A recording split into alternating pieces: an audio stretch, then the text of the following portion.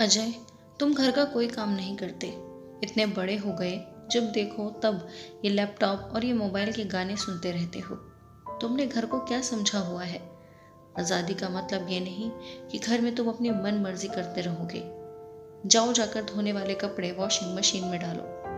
अजय मेरा ये रूप देखकर चुपचाप चला गया। मीरा की आंखें देखकर मैं समझ गया कि वह मेरी इस बात से खुश नहीं है।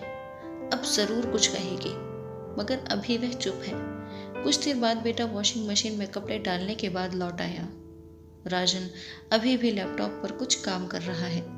मीरा अपना गुस्सा निकाले बिना तो रहने वाली नहीं है।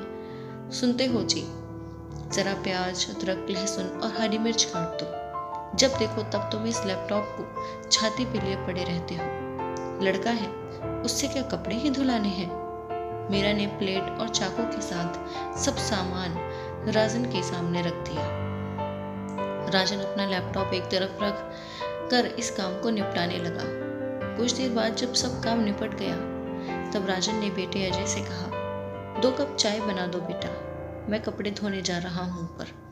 अजय चुपचाप चाय बनाने रसोई में चला गया। राजन ऊपर जाकर कपड़े धोने लगा। कुछ देर बाद बेटा चाय ले आया। कपड़े धोते हुए राजन ने बेटे से कहा, बेटा, घर का काम हमें सीख लेना चाहिए। अब तुम नौकरी भी करोगे और हो सकता है नौकरी यहाँ ना मिले, तुम्हें वहाँ जहाँ तुम्हें सब खुद ही करना पड़े।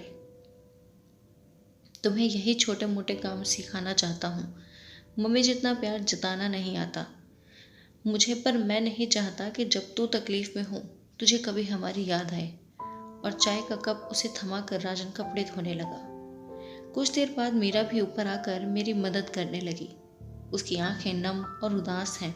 क्या हुआ तुम्हें? प्याज तो मैंने काटा और रो तुम रही हो। राजन ने हंसते हुए कहा, नहीं, ऐसी बात नहीं है। मैं समझती थी कि तुम कठोर बाप हो और बेटे को डांट कर अपना बाप होने का रौब और अधिकार जताते हो, लेकिन मैं गलत थी। बस इतनी सी बात है। तुम भूल रही हो, बाप में भी माँ होती है थोड़ी सी।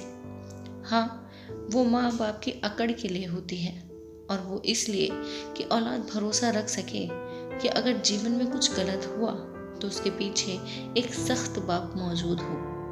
अब की बार मीरा की आंख से आंसू सचमुच टपक पड़े। जाओ यहाँ से, मुझसे अब बर्दाश्त नहीं होता। अजय के लिए कुछ खाने को ले आओ। अजय भी नीचे रो रहा है। तुम्हारी बातें सुन के डर गया है, तुमसे बहुत प्यार करता है। राजन नीचे उतर आया और आते ही बोला, अजय बेटा, कुछ खाने को पिज्ज़ा बर्गर मंगा ले, अपनी पसंद का। हम सब खाएंगे, आज पार्टी हो जाए। सॉरी पापा, आज मैं आपको पास्ता बनाकर खिलाऊंगा। आई लव यू पापा। अजय इतना कहकर राजन के गले लिपट गया। तो दोस्तों, कैसी लगी आप सभी को ये कहानी कमेंट में ज़रूर बताएं। अच्छी लगी हो तो लाइक कीजिए। अगर अभी तक आपने चैनल को सब्सक्राइब नहीं किया है तो प्लीज़ सब्सक्राइब ज़रूर कीजिए। धन्यवाद दोस्तों।